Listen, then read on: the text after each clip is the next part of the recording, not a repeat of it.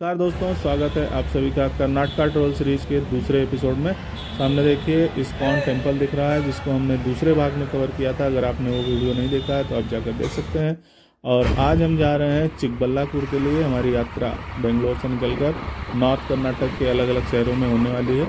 उसके लिए मैं पहुँच चुका हूँ अभी कर्नाटक के मैजेस्टिक बस स्टैंड पर, और यहाँ से हम यात्रा करेंगे पहली चिकबल्लापुर के लिए, और चिकबल्लापुर से फिर आगे की यात्रा करेंगे। चिकबल्लापुर जाने के लिए ये बस सामने खड़ी है, इसी में मेरा बैग रखा हुआ है। और चिकबल्लापुर लगभग यहाँ से 57 किलोमीटर के आसपास है, जो गूगल मैप पे दिख रहा है। और लगभग 1.5 घंटे का वहाँ समय लगेगा पहुँचने में। तो लगभग आधे घंटे तो बेंगलोर सिटी के अंदर ही लग जाते हैं, और जब सिटी से बाहर निकलेंगे तो 1 घंटे की यात्रा और बचती है। NH44 जो कि बेंगलोर कनेक्ट करता है और बाकी नॉर्थ में शहरों से, नॉर्थ कर्नाटक के शहरों से। तो NH44 से होते हुए हम पहुंच रहे हैं चिकबल्लापुर के लिए। रास्ते में ये जो ब्लू कलर से मार्किंग कर रखी है मैंने, एक टीपू ड्रॉप दिख रहा है आपको। यहाँ जाने के लिए मैं डायरेक्ट बस की प्रतीक्षा कर रहा था। ट्रेन भी नहीं जाती है और डायरेक्ट बस भी मुझे मिली नहीं। चिकबल्लापुर जा करके फिर मुझे वापस 10 किलोमीटर आना पड़ेगा टीपू पॉइंट और ये जो नंदी हिल है इसके लिए। दोस्तों, चिकबल्लापुर के निकट मैंने टोटल 3 पॉइंट मार्क किए थे। एक ये नंदी हिल्स था, दूसरा श्री रंगनाथ स्वामी मंदिर है जो बहुत प्राचीन मंदिर है, लगभग 800 साल पुराना, और तीसरा है आदि योगी की प्रतिमा जो ईसा फाउंडेशन के द्वारा बनाई गई है। तो 3 पॉइंट में मेरा जो सबसे प्रियोरिटी वाला पॉइंट है वो है दोस्तों श्री रंगनाथ स्वामी मंदिर, क्योंकि वो 800 साल पुराना है। और दूसरे नंबर पर है ईसा फाउंडेशन, वहाँ तो हम शाम को भी पहुँचेंगे तो कोई दिक्कत नहीं। अभी जैसे 12 बज रहे हैं, अगर मुझे टीपू पॉइंट के लिए कुछ भी दिक्कत हुई, साधन नहीं मिला या डिले हो रहा है, तो उसको मैं कैंसिल भी कर सकता हूँ। तो बेंगलोर से जैसे ही आप निकलेंगे आपको इस साइड में ऐसे पहाड़ियाँ, छोटी छोटी ग्रीनरी पूरी दिखने लगेगी। और अभी नवंबर का महीना चल रहा है, तो उस हिसाब से मैं आपको बता रहा हूँ। और ये NH44 है, बिल्कुल कम भीड़ भाड़ वाला। और अभी तो फिलहाल ट्रैफिक आपको इतना ज़्यादा नहीं दिख रहा है हाईवे के ऊपर। और मैं चिकबल्लापुर में प्रवेश कर चुका हूँ, मेरी लोकेशन आप देख सकते हैं। और ये है दोस्तों चिकबल्लापुर का बस स्टैंड, और यहाँ पर मैं प्रतीक्षा कर रहा हूँ नंदी हिल्स जाने वाली बस की। वो संभवतः जो इंटरसिटी टाइप की बस छोटी छोटी होती हैं उस तरह से कुछ आनी चाहिए, मुझे जो इंक्वायरी से जानकारी मिली थी। और यहाँ पर बैठे हुए मतलब लगभग मैंने 1.5 घंटे व्यतीत किए थे। और इंक्वायरी ऑफिस में पूछा, बस वालों से पूछता था, जो प्लेटफॉर्म नंबर बताए थे वहाँ पर काफ़ी देर तक खड़ा रहा, लेकिन अभी तक दोस्तों मुझे कोई नंदी हिल की बस नहीं मिली है। और अभी मैं 1 बजे लगभग यहाँ पहुँच गया था, और 1 बजे से लेकर के मैंने पौने 3 बजे तक इंतज़ार किया। और पौने 3 बजे जब मुझे कोई साधन नहीं मिला तो मैंने गूगल मैप में लगाया श्री रंगनाथ स्वामी मंदिर का लोकेशन, और वहाँ के लिए मैं निकल चुका हूँ। देखिए से चिकबल्लापुर ये है, और श्री रंगनाथ स्वामी मंदिर के लिए मैं पैदल ही निकला हूँ, क्योंकि मैंने जैसे बस स्टैंड के पास में लोगों से बात किया तो उन्होंने बताया कि शॉर्टकट है पैदल, आप गूगल मैप पे देखकर जा सकते हैं। तो उसी हिसाब में से मैं निकला था, लेकिन मुझे लगा, जब मैंने मैप में देखा कि शॉर्टकट भी कोई है नहीं, पैदल वाला रास्ता भी कुछ दिख नहीं रहा है। तो लगभग 5 किलोमीटर की दूरी है, तो 5 किलोमीटर तो पैदल चलना थोड़ा संभव नहीं होगा। इसलिए मैं अभी पकड़ता हूँ एक ऑटो, और ऑटो से चलेंगे चिकबल्लापुर के श्री रंगनाथ स्वामी मंदिर में। और रंगनाथ स्वामी मंदिर में दर्शन करके वापस आएंगे, तब तक के 4 साढ़े 4 बज जाएंगे, और फिर हमारा ईसा फाउंडेशन जाने का समय हो जाएगा। दोस्तों, अभी मैं शॉर्टकट छोड़कर मुख्य मार्ग पर आ चुका हूँ। देखिए मुख्य मार्ग एक सड़क जा रही है, जो मैं आपको जस्ट गूगल मैप में दिखाता हूँ मेरी लोकेशन। और इस लोकेशन देखिए, यहाँ पर मैं हूँ, और यहाँ से आगे जो ब्लू में दिख रहा है वो है श्री रंगनाथ स्वामी मंदिर। और यहाँ पहुँचने के लिए पहले मुझे तिप्पन जाना पड़ेगा। और तिप्पन जो ऑटो में करूँगा, अगर तिप्पन उतारता है तो वहाँ से भी आगे 1.5 किलोमीटर की यात्रा बचती है पैदल। और अगर मुझे डायरेक्ट मिल गया, जैसे मुझे अभी ऑटो डायरेक्ट मिल चुका है, तो ये मुझे 250 रुपये में मंदिर ले जाएंगे और मंदिर से वापस लाके बस स्टैंड पर ड्रॉप कर देंगे। तो 5 किलोमीटर के डिस्टेंस के लिए ये मतलब रीजनेबल प्राइस है। तो इस तरह से अगर आप भी मेरी तरह आ रहे हैं बसों से, तो ऑटो सीधा लेकर जाना ही एक अच्छा माध्यम होगा श्री रंगनाथ स्वामी मंदिर जाने के लिए। तो दोस्तों देखिए, सड़कें बहुत ख़राब हैं यहाँ पहुँचने के लिए। जैसे जो मेन रोड जा रही थी वहाँ से हम जैसे ही उतरे हैं, पूरा मंदिर तक आने के लिए सड़क बहुत ही ख़राब है। आसपास में खेत है लोगों को, और पीछे की तरफ देखते हैं पहाड़ियाँ हैं। तो यहाँ पर अभी तो कोई भीड़ भाड़ नज़र नहीं आ रही है और मैं पहुँच गया हूँ मंदिर के जस्ट बाहर। तो ये देखिए दोस्तों, ये है प्रवेश द्वार। गरुड़ भगवान बाहर ही बैठे हुए हैं, गरुड़ देवता, और नीचे ये छोटा सा द्वार बना हुआ है। बगल में एक काले रंग का पत्थर लगा है जिस पे शायद जिन्होंने बनवाया होगा उनका नाम हम लिखा होगा। और इस प्रवेश द्वार से अंदर प्रवेश करते ही ये गोपुरम आ जाता है सामने। काफ़ी ऊंचा गोपुरम लग रहा है जो दक्षिण की वास्तुकला में बनाया जाता है मंदिरों के निर्माण में। इसी प्रकार के जो मंदिर बनते हैं उनको द्रविड़ शैली का मंदिर बोला जाता है। और आसपास देखिए दोस्तों, कोई बहुत ज़्यादा इधर सुविधाएं नहीं नज़र आ रही हैं मुझे, और मुझे लग रहा है कि यहाँ भीड़ भाड़ भी बहुत कम ही आती होगी। शायद 1-2 फेस्टिवल ही होते होंगे साल में जिसमें भीड़ ज़्यादा रहती हो। बाहर बजड़ियाँ पड़ी हुई हैं और एक तरफ देखिए दोस्तों इधर बजड़ी पड़ी हुई है, और ये कुछ बोर्ड लगा हुआ है किसने बनवाया था उसके बारे में। और अंदर जैसे गोपुरम के अंदर देखिए दोनों तरफ जो यहाँ के परंपरागत विशेषता वाला मंदिर बनते हैं उनमें इसी तरह के गोपुरम बनाए जाते हैं। गोपुरम के अंदर बैठने के लिए मतलब लेफ्ट में या राइट में जो द्वारपाल होते हैं या जो मंदिर के मुख्य लोग जो गार्ड टाइप के रहते हैं वो इसी में बैठते हैं। और जब भीड़ भाड़ ज़्यादा होती है तो भीड़ को नियंत्रित करने के लिए जो सुविधाएं चाहिए वो यहीं पर रहती हैं। और अभी हम पहुंच चुके हैं दोस्तों मंदिर के अंदर, भीतरी भाग में प्रवेश कर चुके हैं। इधर भी गरुड़ भगवान का एक देखिए ऊंची सी मूर्ति बनी हुई है, और बीच में यहाँ पर दोस्तों बंदर बहुत हैं तो बंदरों से सावधान रहना पड़ेगा थोड़ा। और ये देखिए बीच में गरुड़ खंभ लगा हुआ है और इस तरफ हनुमान जी गदा लेकर खड़े हुए हैं। और इस जो मंदिर है, इस मंदिर की विशेषता जो है वो त्रेता युग से ये मंदिर जुड़ा हुआ है दोस्तों।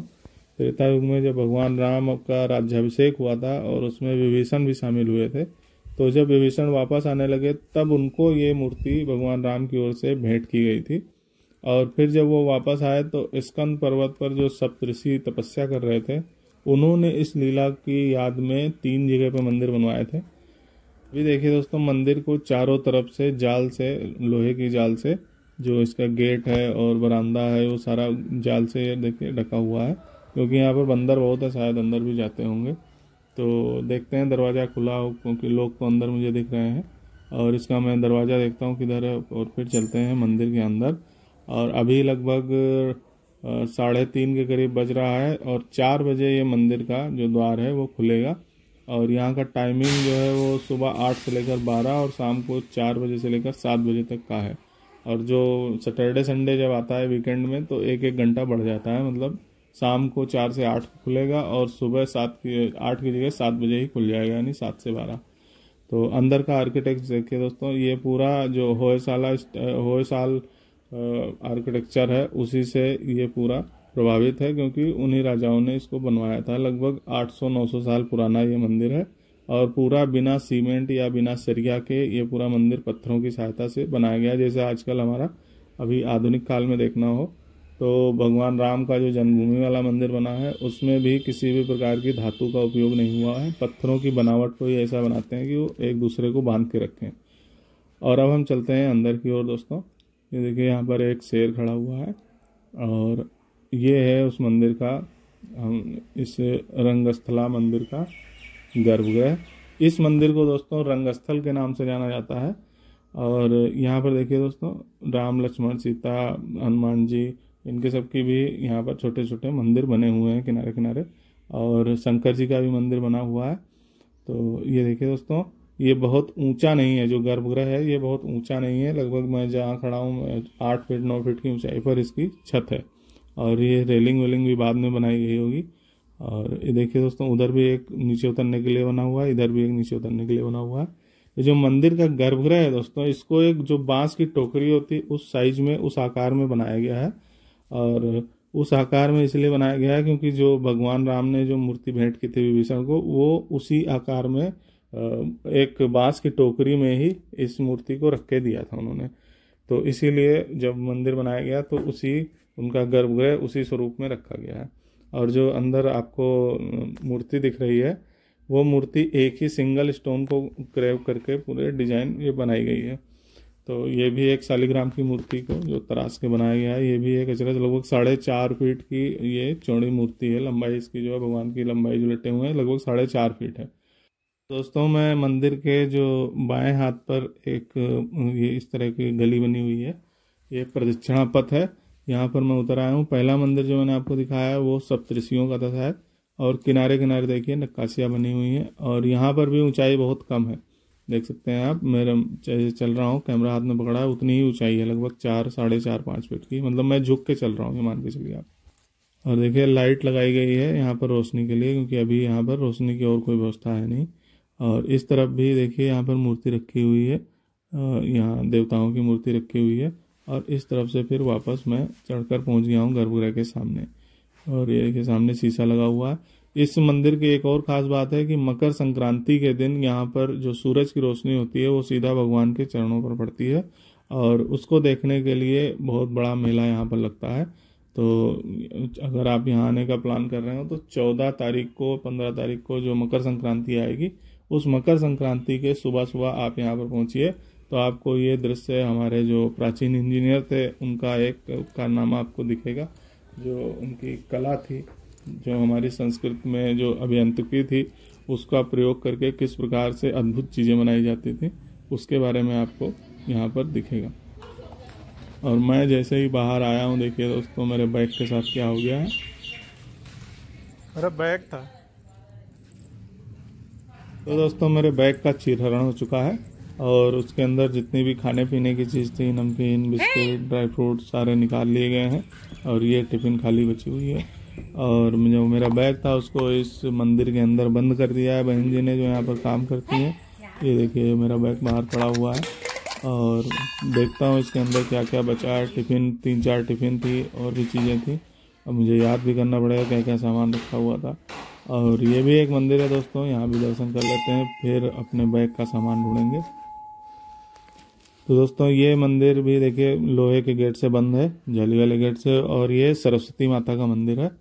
तो सरस्वती माता के दर्शन करने के बाद में ये देखिए बगल में एक और कुछ दरवाज़ा दिख रहा था, दूसरी साइड भी एक दरवाज़ा दिख रहा था, लेकिन दोनों बंद है, और चारों तरफ से लोहे के ग्रिल से ढका हुआ है जिससे बंदर ना आ सके। और ये चीज़ मुझे पहले ध्यान देनी चाहिए थी, तो शायद मेरा कुछ सामान बच जाता। तो दोस्तों जब तक मैं अपना टिफ़िन और टिफ़िन का ढक्कन ढूंढ रहा हूँ, तब तक मैं थोड़ी सी जानकारी आपको और दे देता हूँ। यहाँ पर एक त्रिरंगा दर्शन बोलते हैं, 3 रंगनाथ स्वामी के मंदिरों को दर्शन करने वाला, जो एक सीधी रेखा में एक ही दिन में दर्शन उनके किए जाते हैं, वो एक आदि रंग स्वामी मंदिर है, वो श्रीरंगपट्टनम में है। एक मध्य रंगनाथ स्वामी मंदिर है, वो शिव समुद्रम में है कर्नाटक में। और तीसरा अंत्यरंग स्वामी मंदिर है, वो तिरुचिरापल्ली में है। तो इन तीनों का सीक्वल है ये रंगनाथ स्वामी मंदिर। इस रंगनाथ स्वामी मंदिर को रंग स्थल के नाम से जाना जाता है। और ये देखिए मेरा टिफ़िन वहीं पर लेके बैठा हुआ है, अब इसको मैं लेके फिर आगे चलता हूँ। तो दोस्तों ये त्रिरंगा दर्शन का मैंने आपको बता दिया। तो टोटल 4 श्री रंगनाथ स्वामी मंदिर हैं जो यहाँ पर फेमस हैं, मुख्य रूप से जो जिनके लोग श्रद्धालु ज़्यादा आते हैं। 3 तो वो बता दिए मैंने, तिरुचिरापल्ली का, एक मैसूर का जो पुरानी राजधानी थी श्रीरंगपट्टनम, और शिव समुद्रम। उसके अलावा एक ये रंगस्थल, 4 हो गए। तो उसके अलावा पंचरंग का भी कहीं कहीं उल्लेख मिलता है, 5वां भी है एक मंदिर। तो अब यहाँ से दोस्तों हम चलते हैं वापस चिकबल्लापुर बस स्टैंड पर, और वहाँ से हम यात्रा करेंगे अभी आदि योगी की। 4:10 हो रहे हैं और हमें तुरंत जाकर के बस पकड़ना होगा। ये शायद रात रानी का पेड़ लग रहा है मुझे, जिसके नीचे मेरा टिफ़िन बैठकर खाया जा रहा था आराम से। तो ऑटो वाले इंतज़ार कर रहे थे, मैं आ गया हूँ अभी बाहर। और अगर आप बेंगलोर के आसपास घूमने वाले हैं, एक दिन की ट्रिप ढूंढ रहे हैं, तो इससे अच्छा कुछ नहीं हो सकता कि आप 800 साल पुराने मंदिर में दर्शन करें। तो बेंगलोर के आसपास एक दिन की ट्रिप अगर आप सैटरडे संडे वीकेंड में ढूंढ रहे हैं, तो इससे अच्छी ट्रिप नहीं हो सकती कि आप नंदी हिल, केवल नंदी हिल को देखकर वापस ना जाएं। चिकबल्लापुर में आदि योगी की प्रतिमा भी देखें, रंगस्थल भी देखें। दोनों का टाइम मैंने आपको बता ही दिया है। तो इसी के साथ इस वीडियो को यहीं समाप्त करते हैं। आप इसके बारे में अपने कमेंट, सुझाव, लाइक, शेयर, सब्सक्राइब करना मत भूलें। हम अब मिलते हैं चिकबल्लापुर के ईसा फाउंडेशन के अंदर, जहां हम लाइट्स एंड साउंड शो भी देखेंगे।